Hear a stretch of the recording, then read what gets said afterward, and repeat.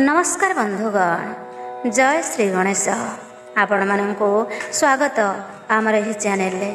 आज आपण मानंक पई प्रस्तुत श्री गणेशंकर एही प्रभावशाली मंत्र। एही मंत्र पाठ करिबा बा श्रवण करिबा द्वारा जीवन में आसुथिबा सबु प्रकार बाधा विघ्न, कार्य क्षेत्र में आसुथिबा समस्त प्रकार असुविधा भगवान गणेश दूर कर दियंती। मनरे सकारात्मक शक्ति आसे। जे कौनसी नूतन कार्य आरंभ करने पूर्वर यही मंत्र जप करने द्वारा सफलता मिलता है। यही मंत्र भोर 4टारू 6टा मध्य शुणिले बा जप कले अधिक फलप्रद होता है। मन रखिबे बंधुगण, यही मंत्र पाठ 108 थर शुणा निश्चय चेष्टा करेंगे। तेबे आसंतु बंधुगण, आरंभ करवा गणेशंकर यही मंत्र पाठ। चैनल जदि नुआ अच्छी चैनल टी को सब्सक्राइब करी कमेंट बॉक्स रे जय श्री गणेश लिखा जमा भी कुंठाबोध करें। तेबे आसंतु आरंभ करवा मंत्र पाठ। ओम एकदंताय विद्महे वक्रतुंडाय धीमहि तन्नो दन्ती प्रचोदयात्। ओम एकदंताय विद्महे वक्रतुंडाय धीमहि तन्नो दन्ती प्रचोदयात्। ओम एकदंताय विद्महे वक्रतुंडाय धीमहि तन्नो दन्ती प्रचोदयात्। ओम एकदंताय विद्महे वक्रतुंडाय धीमहि तन्नो दन्ती प्रचोदयात्। ओम एकदंताय विद्महे वक्रतुंडाय धीमहि तन्नो दन्ती प्रचोदयात्। ओम एकदंताय विद्महे वक्रतुंडाय धीमहि तन्नो दन्ती प्रचोदयात्। ओम एकदंताय विद्महे वक्रतुंडाय धीमहि तन्नो दन्ती प्रचोदयात्। ओम एकदंताय विद्महे वक्रतुंडाय धीमहि तन्नो दन्ती प्रचोदयात्। ओम एकदंताय विद्महे वक्रतुंडाय धीमहि तन्नो दन्ती प्रचोदयात्। ओम एकदंताय विद्महे वक्रतुंडाय धीमहि तन्नो दन्ती प्रचोदयात्। ओम एकदंताय विद्महे वक्रतुंडाय धीमहि तन्नो दन्ती प्रचोदयात्। ओम एकदंताय विद्महे वक्रतुंडाय धीमहि तन्नो दन्ती प्रचोदयात्। ओम एकदंताय विद्महे वक्रतुंडाय धीमहि तन्नो दन्ती प्रचोदयात्। ओम एकदंताय विद्महे वक्रतुंडाय धीमहि तन्नो दन्ती प्रचोदयात्। ओम एकदंताय विद्महे वक्रतुंडाय धीमहि तन्नो दन्ती प्रचोदयात्। ओम एकदंताय विद्महे वक्रतुण्डाय धीमहि तन्नो दन्ती प्रचोदयात्। ॐ एकदन्ताय विद्महे वक्रतुण्डाय धीमहि तन्नो दन्ती प्रचोदयात्। ॐ एकदन्ताय विद्महे वक्रतुण्डाय धीमहि तन्नो दन्ती प्रचोदयात्। ॐ एकदन्ताय विद्महे वक्रतुण्डाय धीमहि तन्नो दन्ती प्रचोदयात्। ॐ एकदन्ताय विद्महे वक्रतुण्डाय धीमहि तन्नो दन्ती प्रचोदयात्। ॐ एकदन्ताय विद्महे वक्रतुण्डाय धीमहि तन्नो दन्ती प्रचोदयात्। ॐ एकदन्ताय विद्महे वक्रतुण्डाय धीमहि तन्नो दन्ती प्रचोदयात्।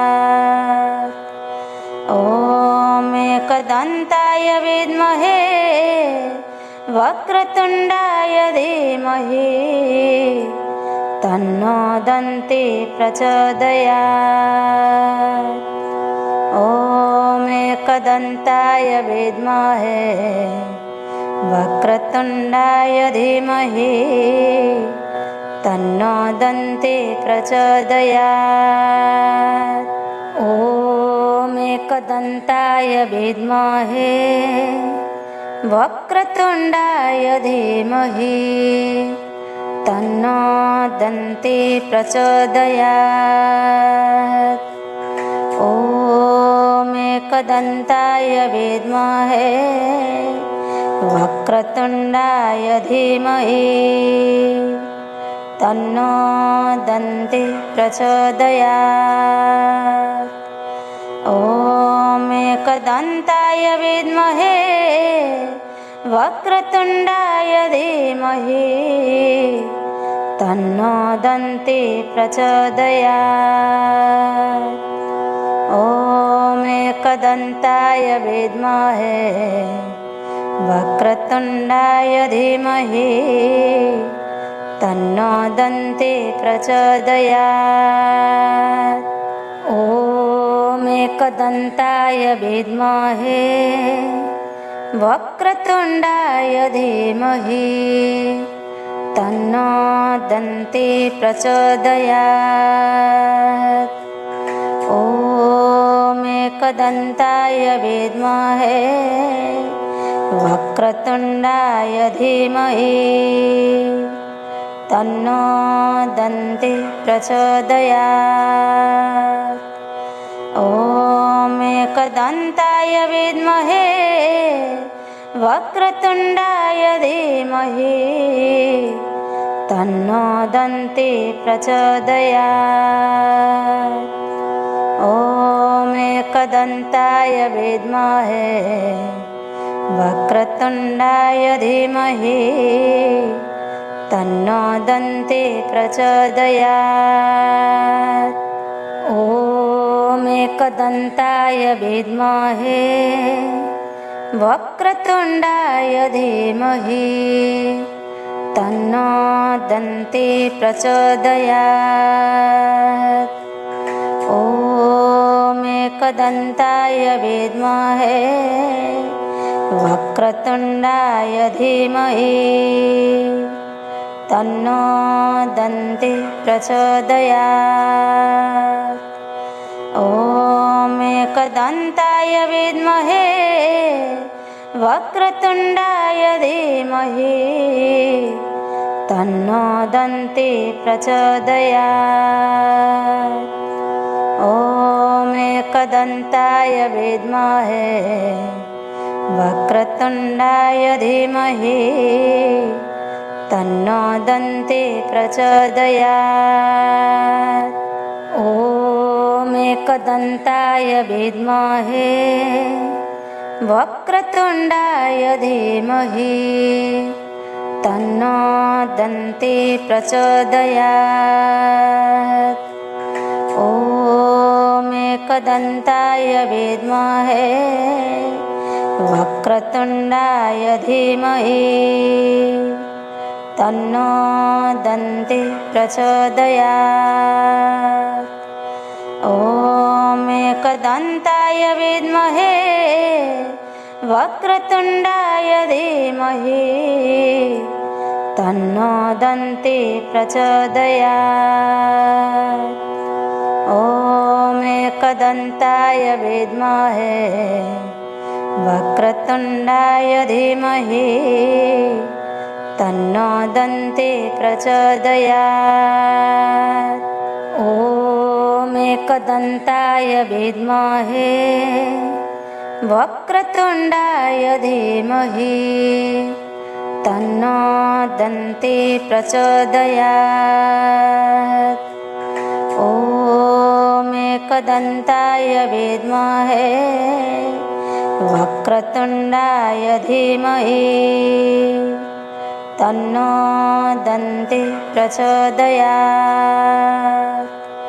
ॐ एकदन्ताय विद्महे वक्रतुण्डाय धीमहि तन्नो दन्ती प्रचोदयात्। ॐ एकदन्ताय विद्महे वक्रतुण्डाय धीमहि तन्नो दन्ती प्रचोदयात्। ॐ एकदन्ताय विद्महे वक्रतुण्डाय धीमहि तन्नो दन्ती प्रचोदयात्। ॐ एकदन्ताय विद्महे वक्रतुण्डाय धीमहि तन्नो दन्ती प्रचोदयात्। ॐ एकदन्ताय विद्महे वक्रतुण्डाय धीमहि तन्नो दन्ती प्रचोदयात्। ॐ एकदन्ताय विद्महे वक्रतुण्डाय धीमहि तन्नो दन्ती प्रचोदयात्। ॐ एकदन्ताय विद्महे वक्रतुण्डाय धीमहि तन्नो दन्ती प्रचोदयात्। ॐ एकदन्ताय विद्महे वक्रतुण्डाय धीमहि तन्नो दन्ती प्रचोदयात्। ॐ एकदन्ताय विद्महे वक्रतुण्डाय धीमहि तन्नो दन्ती प्रचोदयात्। ॐ एकदन्ताय विद्महे वक्रतुण्डाय धीमहि तन्नो दन्ती प्रचोदयात्।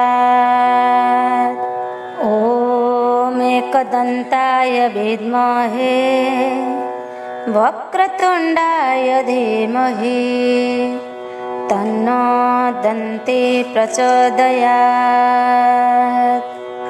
ॐ एकदन्ताय विद्महे वक्रतुण्डाय धीमहि तन्नो दन्ती प्रचोदयात्।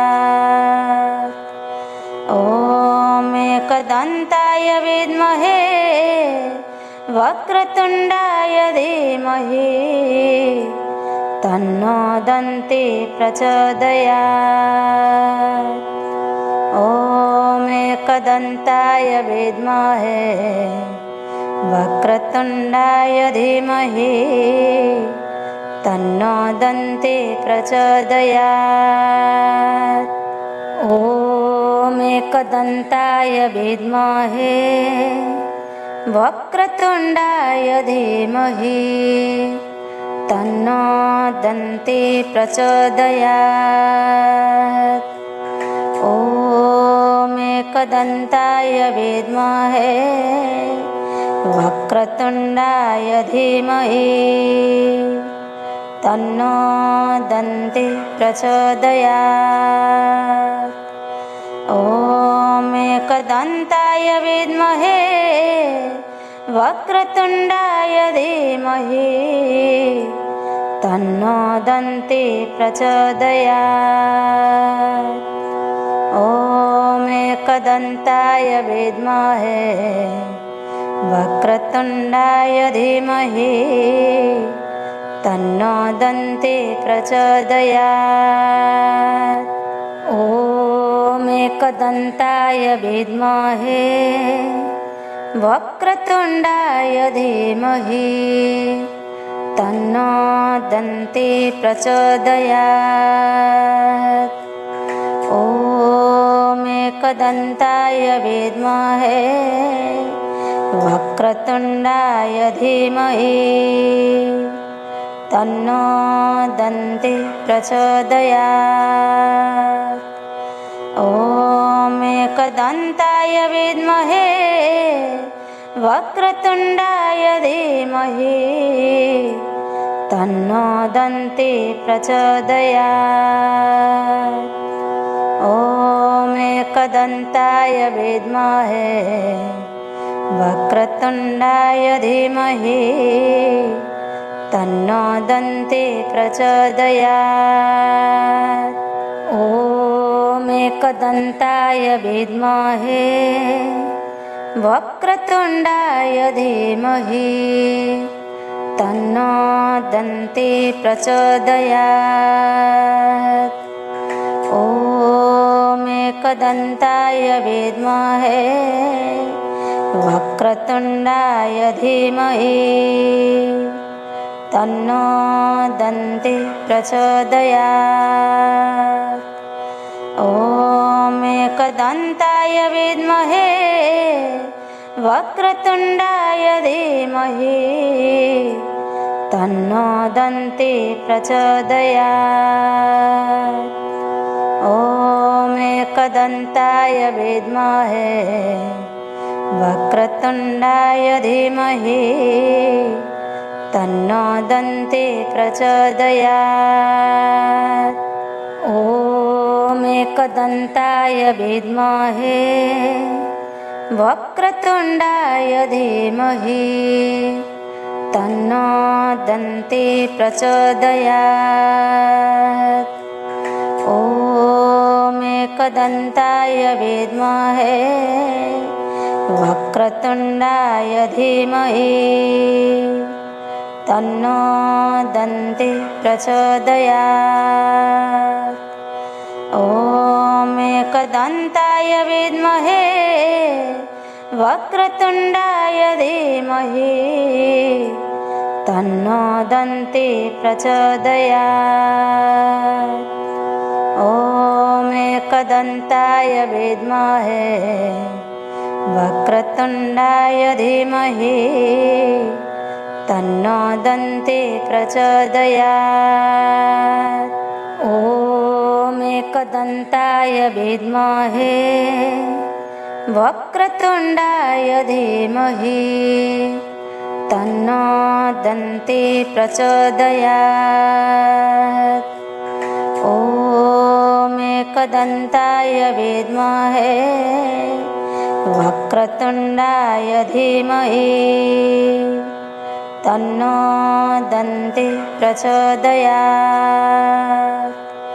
ॐ एकदन्ताय विद्महे वक्रतुण्डाय धीमहि तन्नो दन्ते प्रचोदयात्।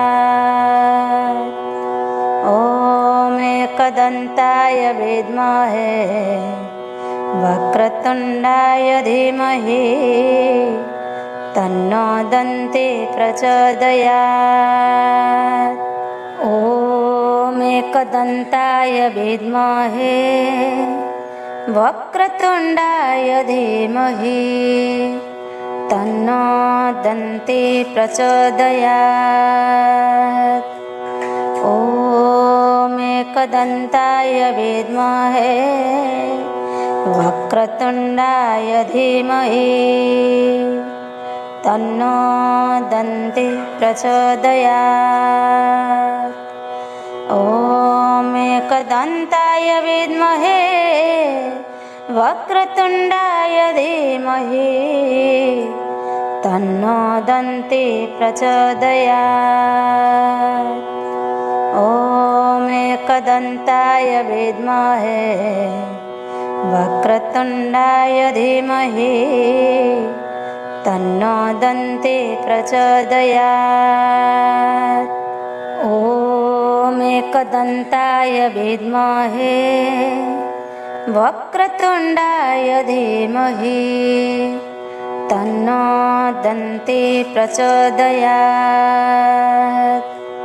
ॐ एकदन्ताय विद्महे वक्रतुण्डाय धीमहि तन्नो दन्ते प्रचोदयात्। ॐ एकदन्ताय विद्महे वक्रतुण्डाय धीमहि तन्नो दन्ते प्रचोदयात्। ॐ एकदन्ताय विद्महे वक्रतुण्डाय धीमहि तन्नो दन्ते प्रचोदयात्। ॐ एकदन्ताय विद्महे वक्रतुण्डाय धीमहि तन्नो दन्ते प्रचोदयात्। ॐ एकदन्ताय विद्महे वक्रतुण्डाय धीमहि तन्नो दन्ते प्रचोदयात्। ॐ एकदन्ताय विद्महे वक्रतुण्डाय धीमहि तन्नो दन्ते प्रचोदयात्।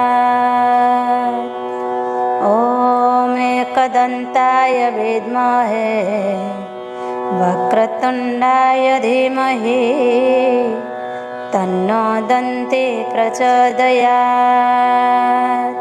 ॐ एकदन्ताय विद्महे वक्रतुण्डाय धीमहि तन्नो दन्ते प्रचोदयात्।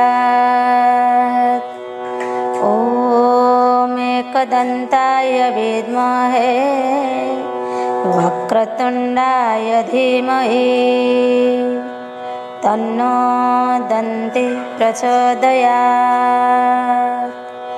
ॐ एकदन्ताय विद्महे वक्रतुण्डाय धीमहि तन्नो दन्ते प्रचोदयात्।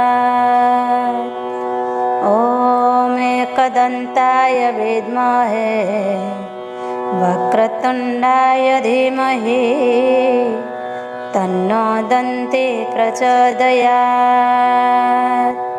ॐ एकदन्ताय विद्महे वक्रतुण्डाय धीमहि तन्नो दन्ते प्रचोदयात्। ॐ एकदन्ताय विद्महे वक्रतुण्डाय धीमहि तन्नो दन्ते प्रचोदयात्। ॐ एकदन्ताय विद्महे वक्रतुण्डाय धीमहि तन्नो दन्ते प्रचोदयात्। ॐ एकदन्ताय विद्महे वक्रतुण्डाय धीमहि तन्नो दन्ते प्रचोदयात्। ॐ एकदन्ताय विद्महे वक्रतुण्डाय धीमहि तन्नो दन्ते प्रचोदयात्। ॐ एकदन्ताय विद्महे वक्रतुण्डाय धीमहि तन्नो दन्ते प्रचोदयात्। ॐ एकदन्ताय विद्महे वक्रतुण्डाय धीमहि तन्नो दन्ते प्रचोदयात्।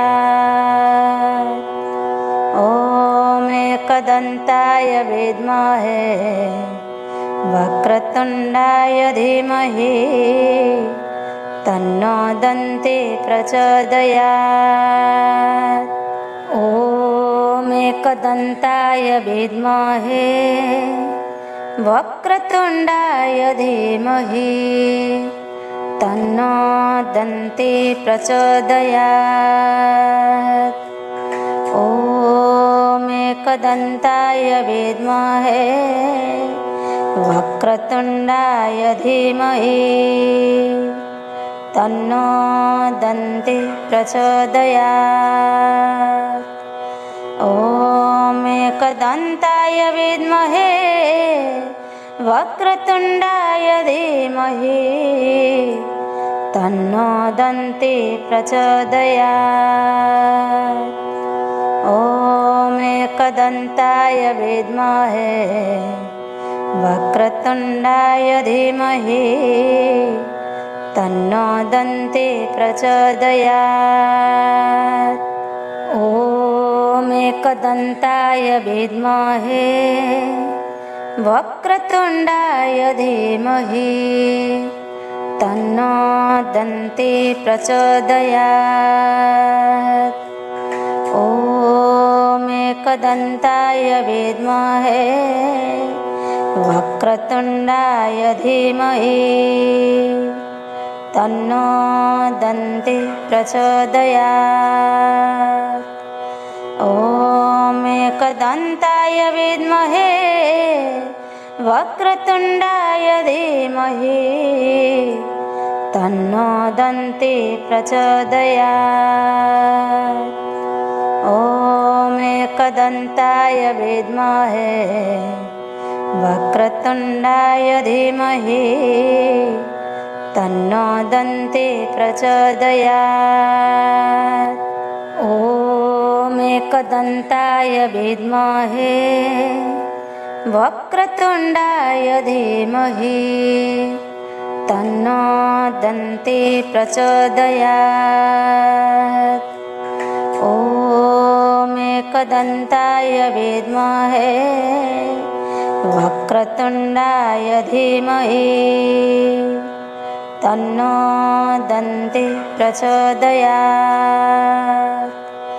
ॐ एकदन्ताय विद्महे वक्रतुण्डाय धीमहि तन्नो दन्ते प्रचोदयात्।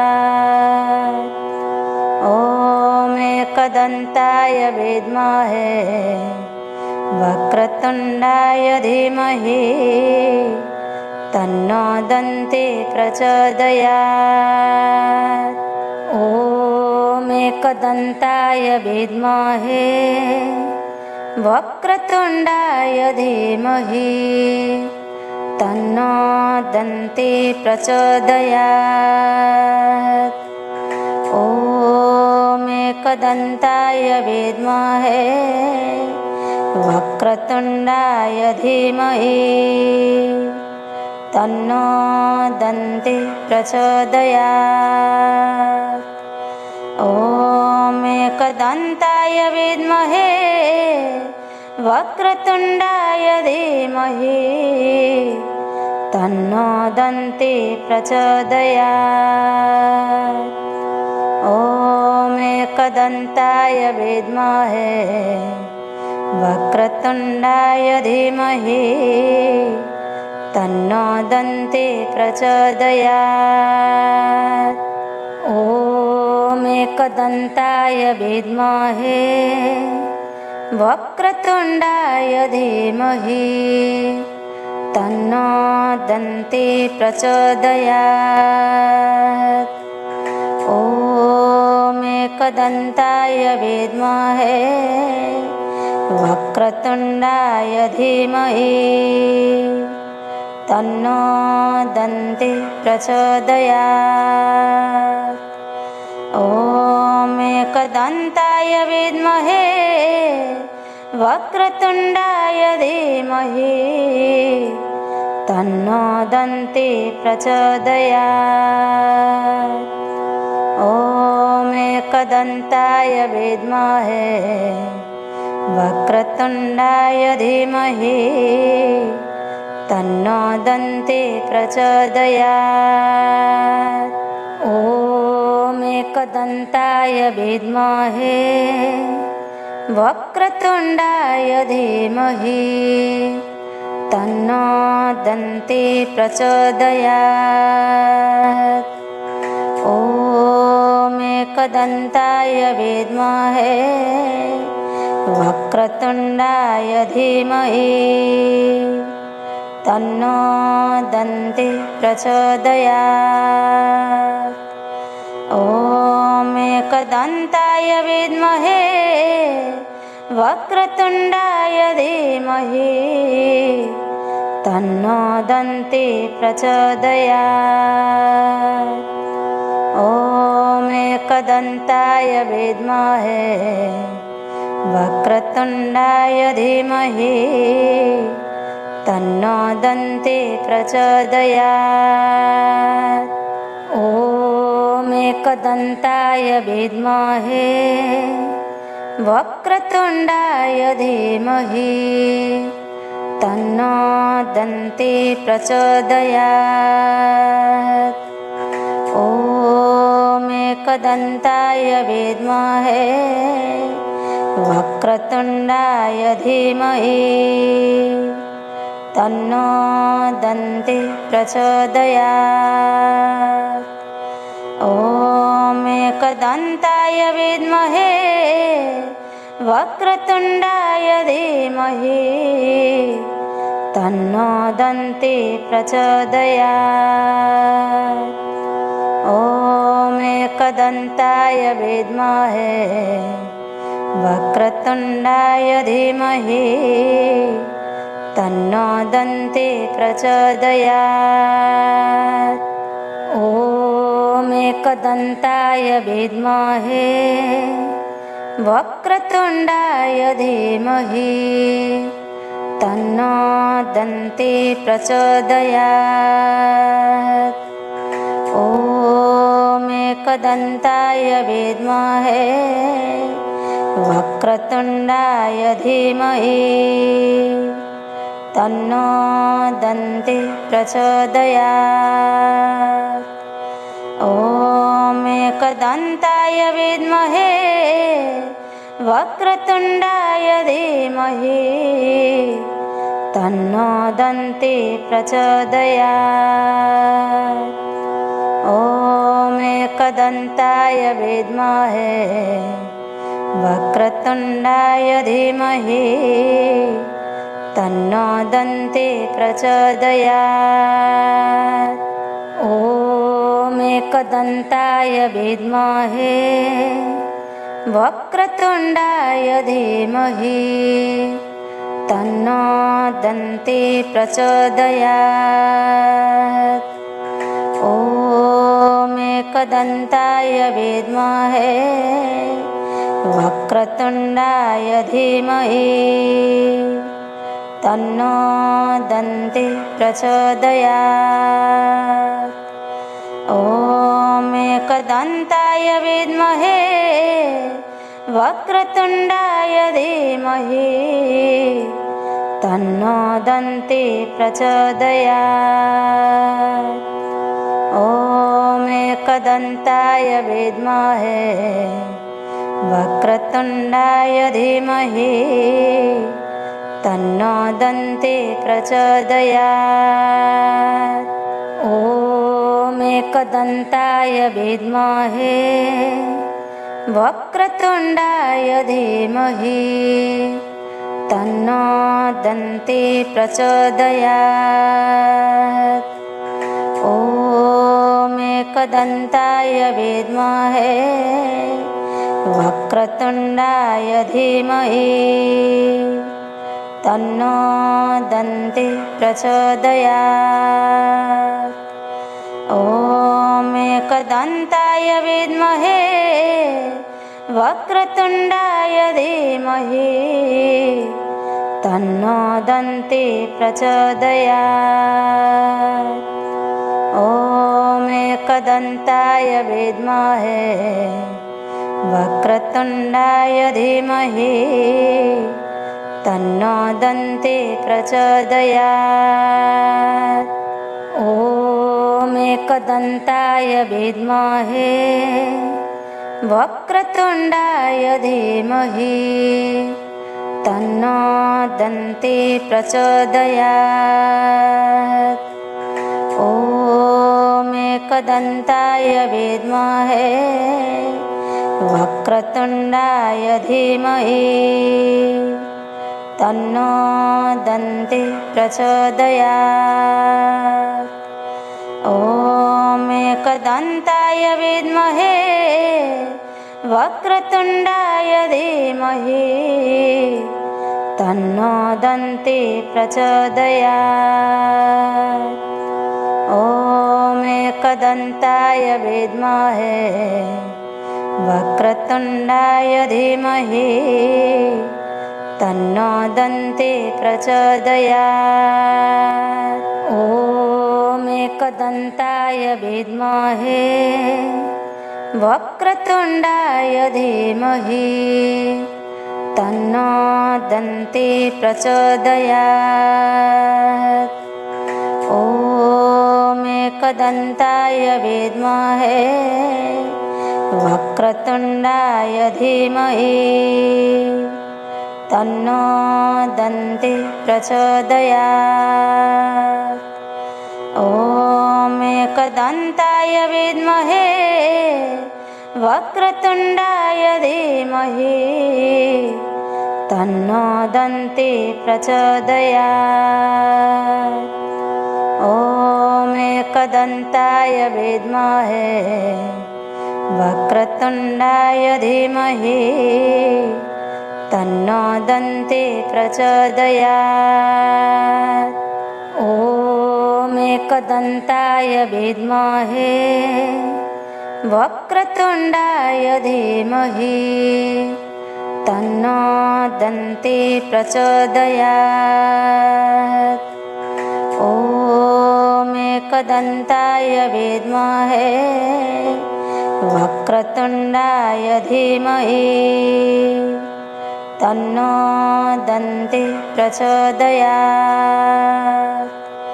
ॐ एकदन्ताय विद्महे वक्रतुण्डाय धीमहि तन्नो दन्ते प्रचोदयात्। ॐ एकदन्ताय विद्महे वक्रतुण्डाय धीमहि तन्नो दन्ते प्रचोदयात्। ॐ एकदन्ताय विद्महे वक्रतुण्डाय धीमहि तन्नो दन्ते प्रचोदयात्। ॐ एकदन्ताय विद्महे वक्रतुण्डाय धीमहि तन्नो दन्ते प्रचोदयात्।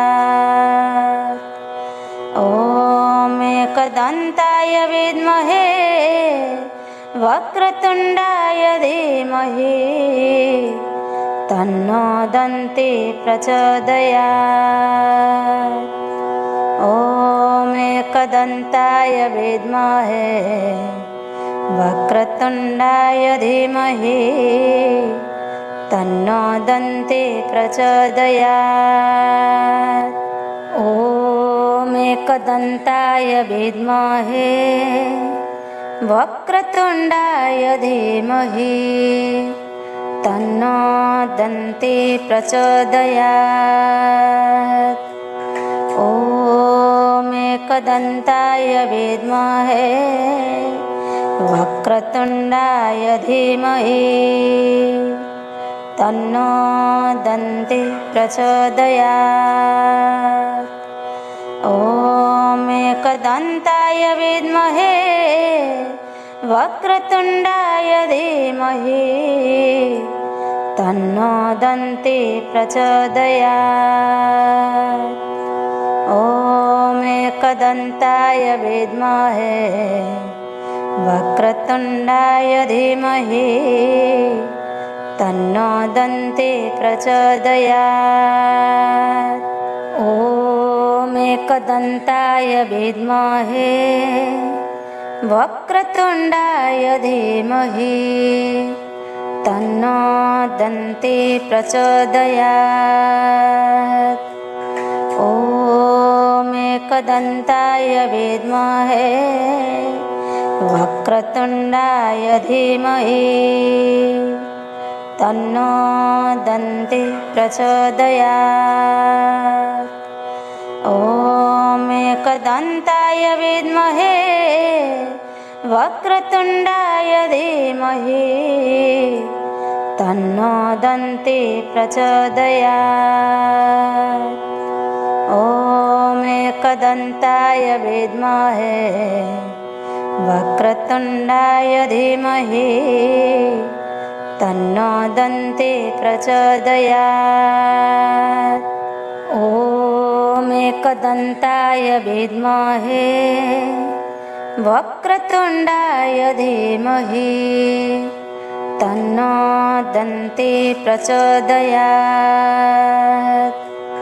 ॐ एकदन्ताय विद्महे वक्रतुण्डाय धीमहि तन्नो दन्ते प्रचोदयात्। ॐ एकदन्ताय विद्महे वक्रतुण्डाय धीमहि तन्नो दन्ते प्रचोदयात्। ॐ एकदन्ताय विद्महे वक्रतुण्डाय धीमहि तन्नो दन्ते प्रचोदयात्। ॐ एकदन्ताय विद्महे वक्रतुण्डाय धीमहि तन्नो दन्ते प्रचोदयात्। ॐ एकदन्ताय विद्महे वक्रतुण्डाय धीमहि तन्नो दन्ते प्रचोदयात्। ॐ एकदन्ताय विद्महे वक्रतुण्डाय धीमहि तन्नो दन्ते प्रचोदयात्। ॐ एकदन्ताय विद्महे वक्रतुण्डाय धीमहि तन्नो दन्ते प्रचोदयात्। ॐ एकदन्ताय विद्महे वक्रतुण्डाय धीमहि तन्नो दन्ते प्रचोदयात्। ॐ एकदन्ताय विद्महे वक्रतुण्डाय धीमहि तन्नो दन्ते प्रचोदयात्। ॐ एकदन्ताय विद्महे वक्रतुण्डाय धीमहि तन्नो दन्ते प्रचोदयात्। ॐ एकदन्ताय विद्महे वक्रतुण्डाय धीमहि तन्नो दन्ते प्रचोदयात्। ॐ एकदन्ताय विद्महे वक्रतुण्डाय धीमहि तन्नो दन्ते प्रचोदयात्। ॐ एकदन्ताय विद्महे वक्रतुण्डाय धीमहि तन्नो दन्ते प्रचोदयात्। ॐ एकदन्ताय विद्महे वक्रतुण्डाय धीमहि तन्नो दन्ते प्रचोदयात्। ॐ एकदन्ताय विद्महे वक्रतुण्डाय धीमहि तन्नो दन्ते प्रचोदयात्। ॐ एकदन्ताय विद्महे वक्रतुण्डाय धीमहि तन्नो दन्ते प्रचोदयात्।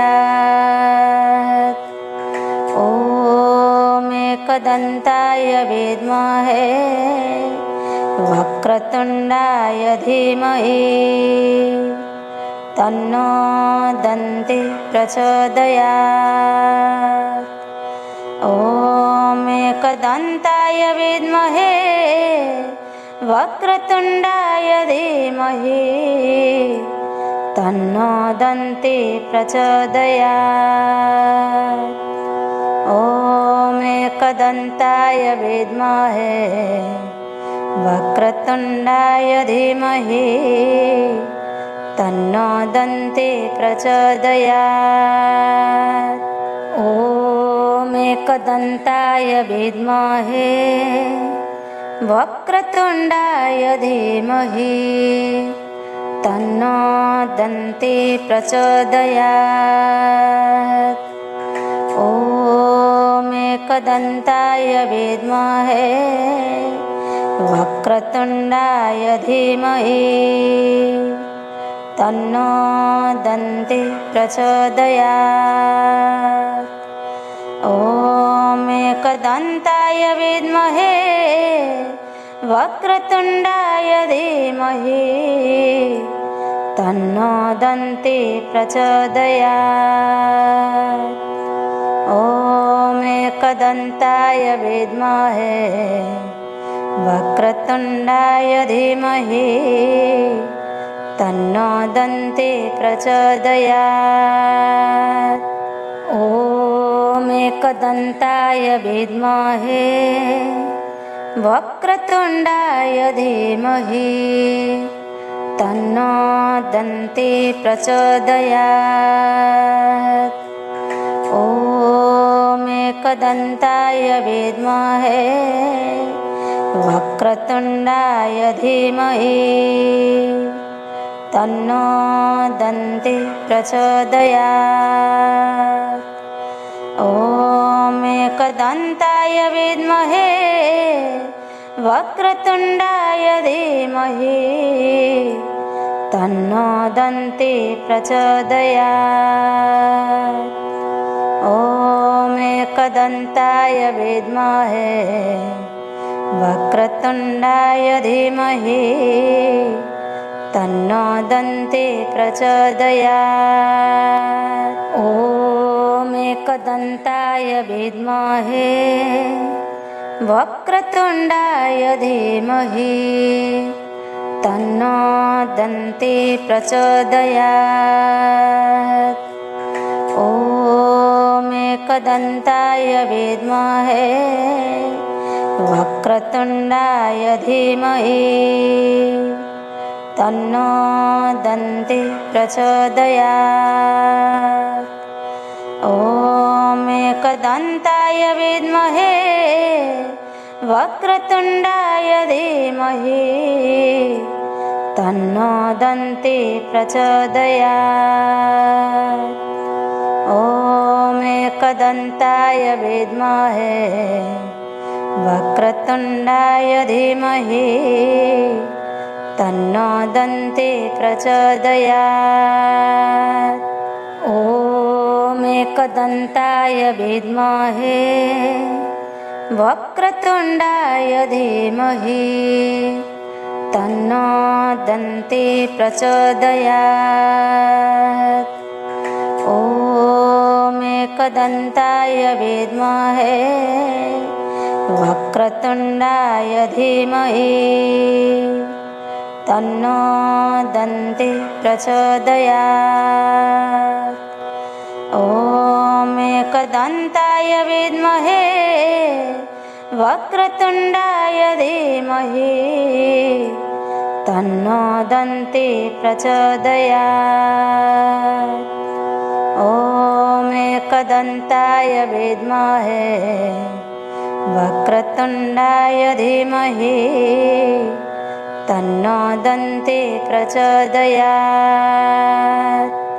ॐ एकदन्ताय विद्महे वक्रतुण्डाय धीमहि तन्नो दन्ते प्रचोदयात्।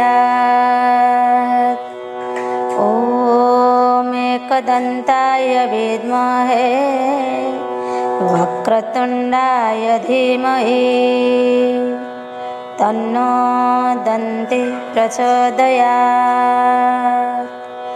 ॐ एकदन्ताय विद्महे वक्रतुण्डाय धीमहि तन्नो दन्ते प्रचोदयात्। ॐ एकदन्ताय विद्महे वक्रतुण्डाय धीमहि तन्नो दन्ते प्रचोदयात्। ॐ एकदन्ताय विद्महे वक्रतुण्डाय धीमहि तन्नो दन्ते प्रचोदयात्।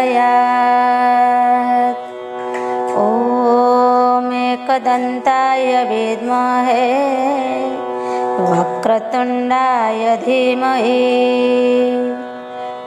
तन्नो दन्ते प्रचोदयात्।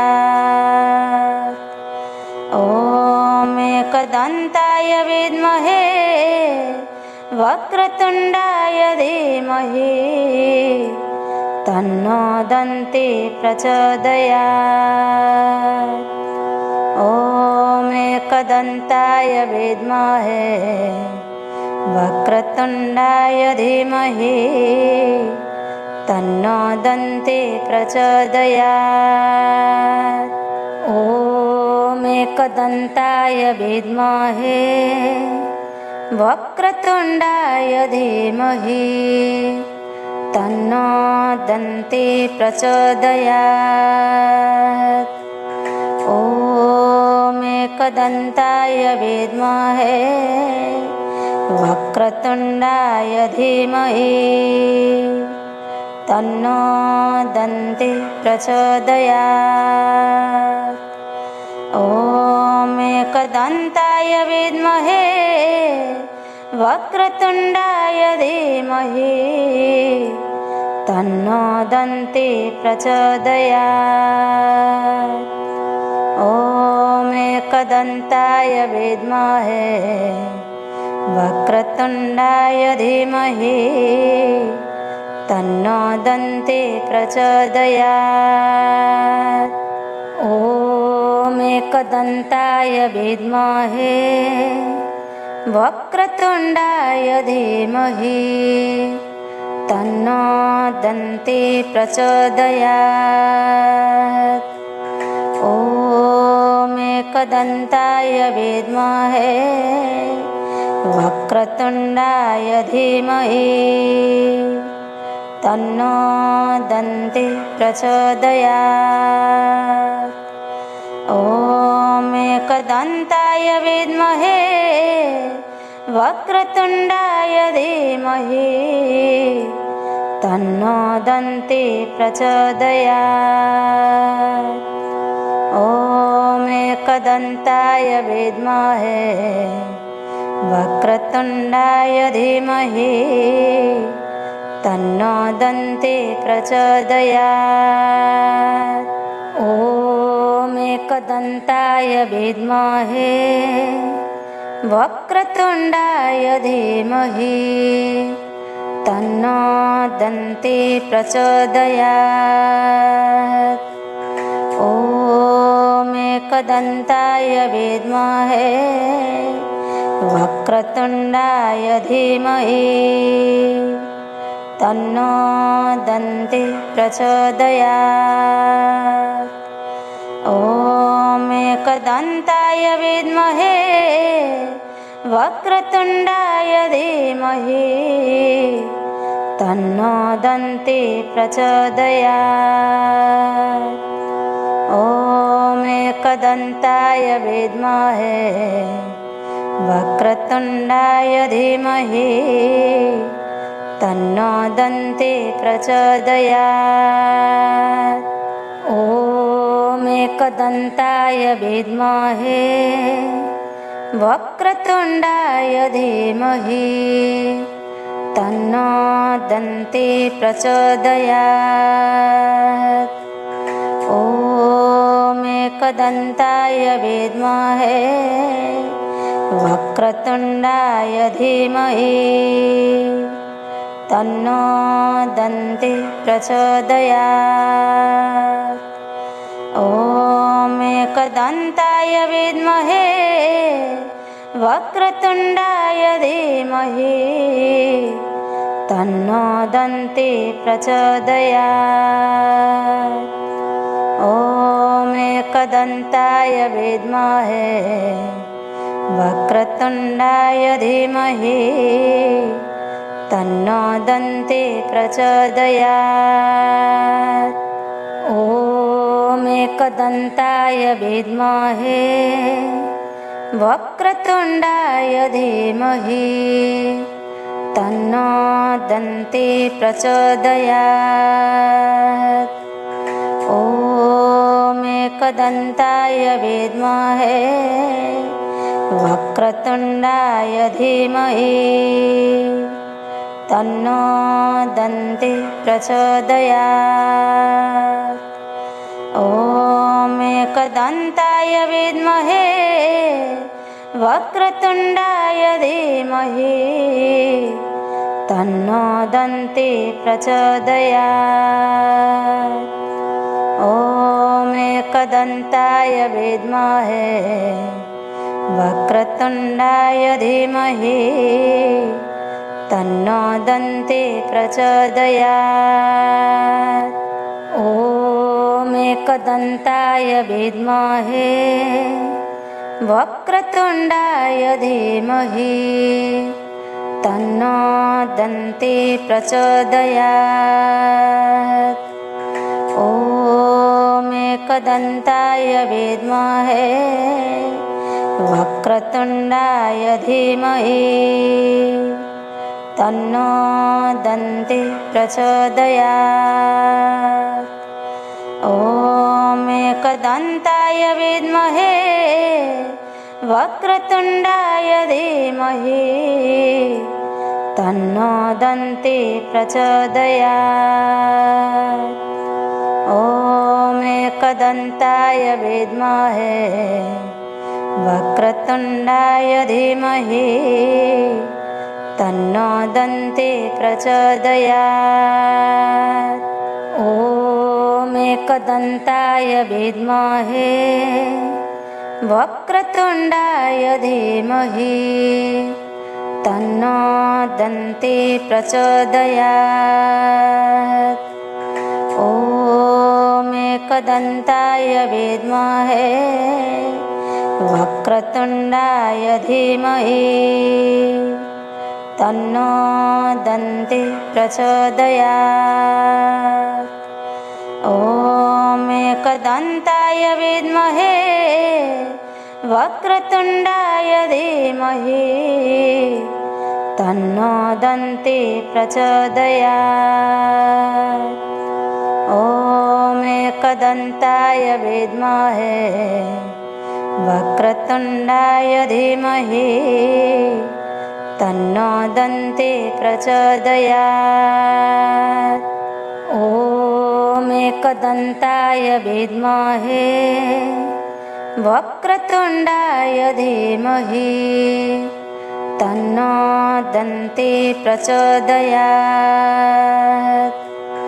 ॐ एकदन्ताय विद्महे वक्रतुण्डाय धीमहि तन्नो दन्ते प्रचोदयात्।